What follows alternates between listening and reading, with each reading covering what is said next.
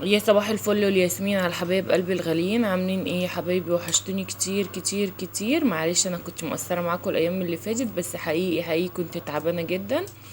آه معرفش كان ايه اللي عندي، بس كان جسمي كله مكسر وحاسه بتعب. فما كنتش قادره اعمل اي حاجه، وما بحبش اطلع معاكم كده.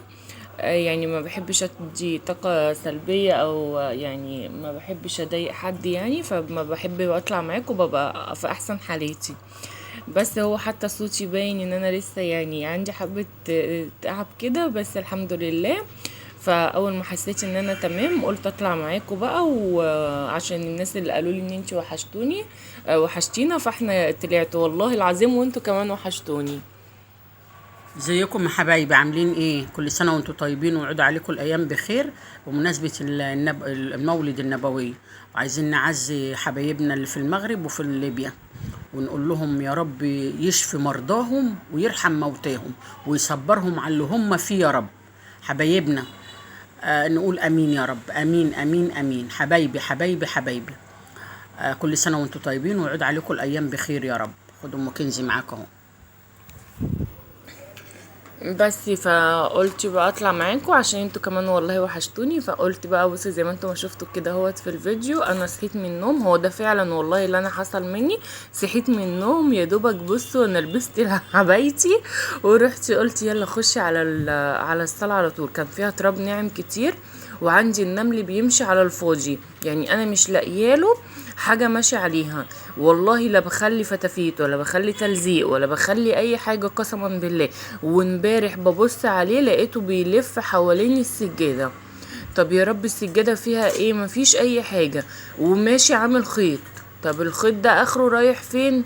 يعني مش قادره اقول لكم. مشي من عند حرف السجاده اللي هو يعتبر من عند ناحيه باب الشقه، ماشي حواليها كده، عمل حرف ال كده لحد ما طلع فوق النيش. فاللي هو انت ايه يا عم؟ انت عايز ايه بالظبط؟ طيب انت هتطفشني من الشقه ولا انت هتودينا فين؟ مش فاهمه.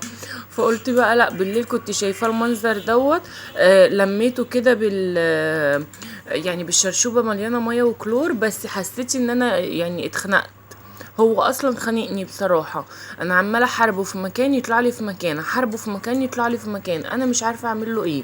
هو تقريبا عايز يطفشني من الشقه، انا حاسه بكده.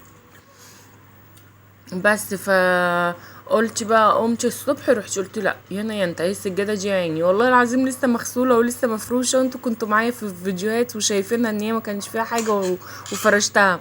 والصاله ما حدش بيقعد فيها غير اكتر من المدرسين بتوع كنز، بيجوا يدوها الدرس وبيمشوا. ما حدش بياخد فيها حاجه ومحدش بيقعد فيها ولا اي حاجه، الا اذا برضو كندا ممكن تجيب اللعب وتقعد فيها. لكن لا اكل ولا شرب ولا عصير ولا اي حاجه حد بيقعد فيها، لاني انا اساسا يعني الشاشه انتوا لو شايفينها حتى هو السلك بتاعها نازل، هي مش شغاله يعني ما فيهاش ريسيفر، هي شغاله بس ما فيهاش ريسيفر. يعني انا شايله الريسيفر، فمش والله مش انا اللي شايلاه، يعني انا كنت حكي لكم ان بابا اللي مش مشغله لنا. فمش شغاله، فهم مش حابينها من غير ايه؟ والتلفزيون، هما بيحبوا يقعدوا قدام التلفزيون يعمل لهم صوت، يتفرجوا على حاجة، يلعبوا شوية، ينقروا في بعض كده هوت. فما اعرفش ايه المشكلة. لو حد يعرف حاجة على اللي النمل يقول لي بالله عليكم. بصوا، فانا صحيت بقى قلت ايه، عارفين انتوا اللي هو ايه، في طار ما بيني وما بينها من بالليل. قلت لها لا تعالي. حتى بصوا انا ما شلتش الكنبه، يعني ما زحتش الكنبه اللي في النص ديت، اللي في الوش ديت، لان انا كنت لسه عاملاها وما فيهاش حاجه والله. هو اكتر بس من تراب ناعم بيبقى على الجزامة مطرح البخور اللي بشغله. مش تراب، هو بيبقى مطرح البخور اللي بشغله، الفحم لما يعني بيولع وبيخلص كده بتحسوه بيبقى تراب ابيض، فهو بيبقى عامل كده منها بس، وما فيهوش حاجة. بس قلت اعملها. هنا هوت كده كنت خلاص اهو خلصت ونفضت الانتريه والشباك وكله، ومسحت كده الحاجة اللي في الجنب، الصب والتليفون وكده. هنا كده كنت مسحت اهوت مكان المكنسة ودخلتها تاني، بس بقيت ازيح. بصوا الكراسي، انا نفسي اشيل النيش واهد الحيطة وابنيها من اول وجديد عشان تبقى نضيفة ما فيهاش نمل. ومعرفش هو ملموم فوق النيش لايه ولا ايه، هو عامل خيط، عامل خيط كده طويل فوق النيش، رايح فين ومودي على فين معرفش. هو جايلي من بره باب الشقة، يعني الخيط ده مشيت وراه لقيته جاي من عندي ناحية باب الشقة. انا مش عارفه ليه، مش عارفه. عايزه اقول لكم انا رشيت الجاز قسما بالله، قسما بالله ماشي في قلب الجاز، يعني ماشي صاحي، ماشي كده هو بيتمشى، بيستنشقه بقى ولا ايه مش فاهمه. ماشي كده في قلب الجاز، الدنيا كانت تمام بالنسبه له، ما حصلوش حاجه. اللي ماتوا اللي كانوا لسه ماشيين، لكن مسافه ما ماتوا انا لقيت التانيين جايين ماشيين عادي في قلب الجاز كده عادي، مفيش حاجه، الدنيا عندهم فري. فمش عارفه ايه وجه الاعتراض معايا يعني، ولا هو عايز يطفشني من الشقه، ولا انت عايز ايه بالظبط يا عم الحاج؟ بس هنا هو كده كده كنت خلاص اهو خلصت، وصلت لاخر جزء هنا. بصوا هنا كده هي كنت خلاص، هنا كندا كانت صحيت بس نزلت زي صحيت مش فايقه، فنزلت نامت في الارض، شفتوها في الاوضه نزلت من على السرير على الارض. هنا القاروره كانت فضيت، فقلت اخدتها ورحت املاها، حطيتها بقى تتملي، وجبت كده الفوطه بتاعت التلاجة. انا عامله فوطه للتلاجة عشان ما يبقاش فيها تراب، ما يبقاش فيها حاجه، ودي ميه احنا بنشربها يعني. بس هنا كده كنت مليت القارورة وحطيتهم. دخلت بقى على المطبخ، بصوا مفهوش مفهوش مواعين كتير، بس شايفين الصينيه ديت، الصينيه ديت كنت انا عامله كفته وحمرتها في حته سمنه. فعايزه اقول لكم قسما بالله، بس هي مش باينه في الكاميرا يعني، انا كنت عماله احاول ان انا اجيبها لكم بس للاسف ما عرفتش يعني، حسيت ان هو هيطلع عليا وهينتشر وانتم مش هتشوفوها، مليانه من جوه نمل. بصوا يعني ما اعرفش يعني البوتاجاز كان صعب ان هو يطلع عليه النمل، دلوقتي بقى يطلع، هو اتجرأ على حاجات كتير. ده مش عارفه عايز مني اعمل النمل. بس هنا كده كنت اهو خلصت بخلصت الكوبايات، واللي هما ما فهمش حاجه، لان انا كنت عامله قليت بانيه وعملت كفته زي ما انا بقول لكم، صبعتها وحمرتها في حته سمنه بلدي، وكنت عامله سلطه، بس ما عملتش اي اكل تاني.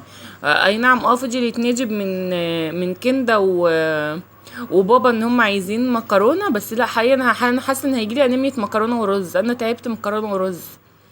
بابا ما بيشبعش مكرونه ورز ولا كنده، كنز ممكن يعني زيي ممكن تاكل عيش موجود رز بتاكل، موجود مكرونه بتاكل، بس مش اللي هو اساسي معاها، مش اساسي اللي هو زي بتاكل عادي بالعيش وخلصنا.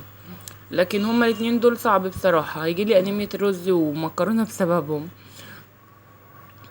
بس هنا اهوت كده كنت خلاص اهوت خلصت الطبق ده، كنت عامله لهم فيه بلح بسمنه بالليل. كنزي بتطلب حاجات بالليل كده ملهاش دعوه بحد، معلش حبايبي. كنزي بتطلب حاجات كده بالليل ملهاش دعوه بقى، فبحب ان انا اعمل لها، عشان خاطر انا كنت وانا زي يعني قبل ما اتجوز كنت زيها ما باكلش غير بالليل، لكن طول النهار انا ممكن ما افطرش وممكن ما اتغداش وممكن الدنيا تمام بالنسبه لي ما اطلبش اي اكل. وكنزي طالعه زيي بالظبط، ممكن طول النهار ما تاكلش اي حاجه وما تطلبش، اللي هو اساسا بتقعد تفطر وهي قلبه وشها قلبه. والله في مره هصورها لكم عشان هفطرها يعني، هي راحه بتشتكي لباباها بتقول له ايه، بيقول لها مالك، قالت له ماما كل شويه بتاكلني. قال لها يعني المطلوب نعمل ايه؟ مش فاهمين حضرتك، انت المطلوب نعمل ايه؟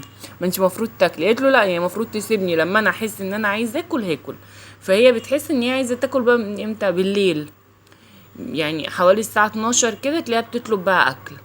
لكن طول اليوم انا اللي ببقى غصبه، يعني في الفطار انا قاعده غصبوها، في الغدا هي قاعده لاويه وشها، والله العظيم بتبقى قلبه وشها قلبه فظيعه، هي لا عايزه تاكل ولا عايزه تشرب ولا عايزه تطلب اي حاجه من اي حد يعني ايه.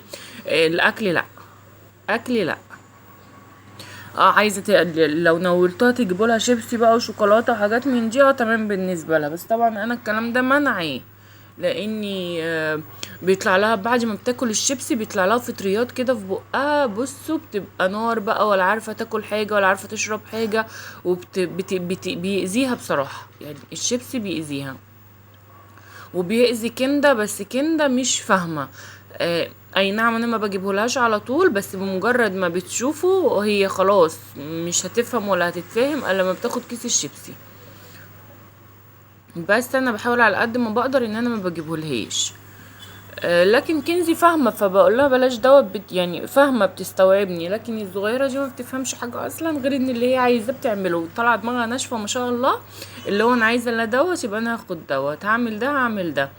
ما بتفهمش يعني، انا حاسه ان هي صغيره، هي سنتين فمش مستوعبه ان انا اقعد اقول لها مثلا ده وحش، ده هيضرك، ده اللي بيعمل لك. لكن كنزي بالنسبه لها بيبقى تمام ان انا اقول لها ده وحش يا بيوجع ضروسي، كان بيعمل لك الفطريات. اول ما بفكرها بتعملوا الشوكولاته، والله الدكتور منعها منها عشان ازود الاملاح عندها جامد، زودت لها الاملاح. انا ما اعرفش الشوكولاته ازاي فيها املاح، بس هو ده الدكتور اللي قال لي، يعني بيقول لي بتاكل املاح كنز، ما بتاكلش اي حوادق لا مخللات ولا اي حاجه. بس الدكتور قال لي ان عندها الاملاح من الشوكولاته. فلما برضو بفكرها بوجع جنبها بتفرمل وخلاص.